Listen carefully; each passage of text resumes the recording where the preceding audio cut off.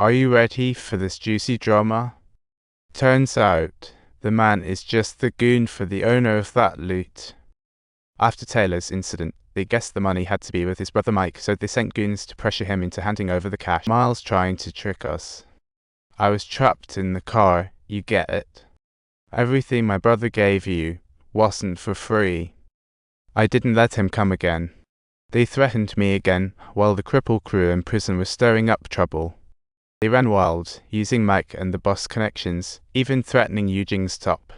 The new little hacker didn't care if he was limping. He pulled out the long black stick and gave the guy a wild beating. Little hacker slammed himself into the wall, shouting, "Get lost. Cops, cops." Now that's some drama. He then landed right on top of the prisoner. When the Eugene folks arrived, they couldn't handle the sight and turned the prisoner into a half-done omelette. But wait, it's not over. When Mike heard about it, he thought they were challenging his authority. So he decided it was time to rein in the privileges his brother gave them and made his goons split up the cripple crew to weaken them. Then he casually let other gangs pressure them, reminding them they're just a bunch of limpy prisoners. That night, he stormed into his brother's office and set it ablaze, leaving no trace behind. Next, he planned to take over the city, but guess what? The cripple boss called him the next day. The other side threatened, "Heard you got a beat down, champ. Want me to try my luck with your brothers?" Mike blew his top, opened the vault, grabbed some weapons, then kicked open the door, charging straight into the cripple turf. "What are you up to? Seriously, you're unbelievable." As Mike got fired up, the cripple crew didn't even dare to breathe loudly. "I told you guys not to push him. I'm covering for him." Seeing they were still playing nice, Mike called the prison, saying, "Let's give the cripple crew some protection back." Then he strutted away right in front of those gangsters like a boss. But when he got back, 2 agents from the task force showed up because his brother Taylor used to be their snitch. Mike had his plans and told the agents, "I could still be your informant, but you better not meddle in the city's business." Of course, this doesn't give them the right to point fingers at me either. Calamy, who just got his butt kicked by Mike, went to see the boss, the owner of that hot cash. He saw his underlings not only failed to retrieve the cash, but also got a good smackdown, realizing this underground mayor isn't someone to mess with. The scene shifts to a stunning blonde answering a phone call indeed. Beautiful women can be like poisonous roses.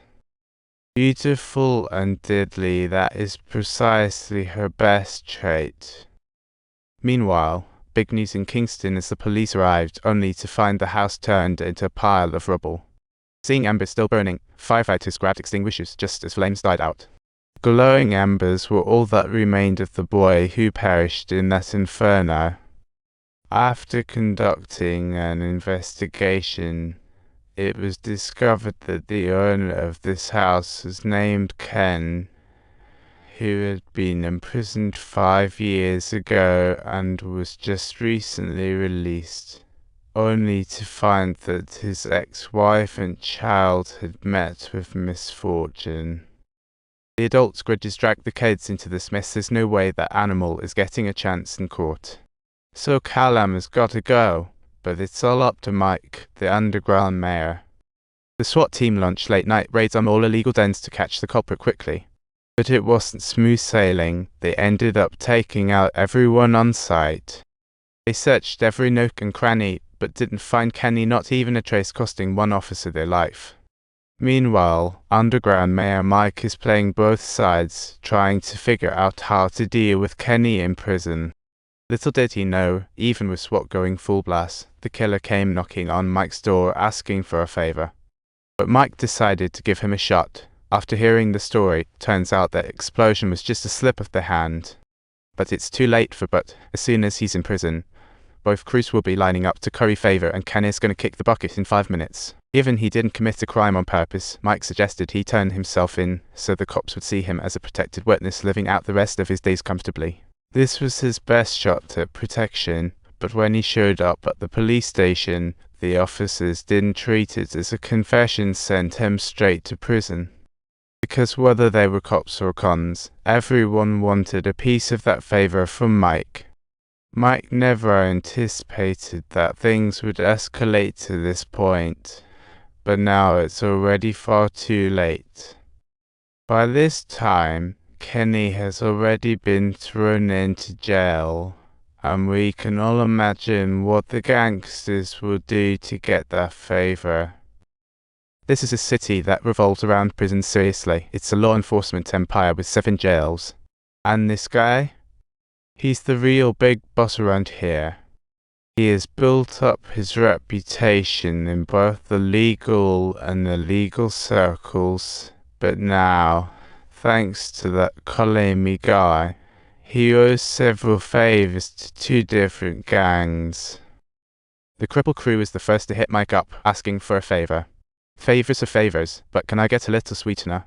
Mike thought to himself, wait a second, who do you think you are to make the choice?